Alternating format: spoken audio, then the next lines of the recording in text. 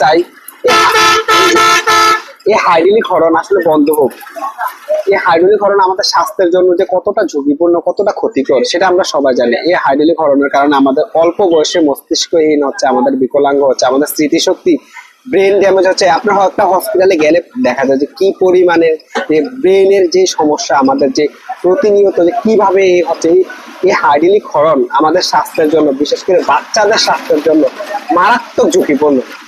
অনায়াসে অনাকাঙ্ক্ষিত কারণে হাইড্রোলিকরণ যেন ব্যবহার বন্ধ হয়। ঠিক আছে, আমি এই বার্তাই দিচ্ছি যে অনাকাঙ্ক্ষিত কারণে, অপ্রয়োজনীয় কারণে যেন হাইড্রোলিকরণ একেবারে চিরতরে নিষিদ্ধ করা হয় বাংলাদেশ থেকে। তাহলে আমি মনে করি যে এই ভিডিওটা অত্যন্ত গুরুত্বপূর্ণ।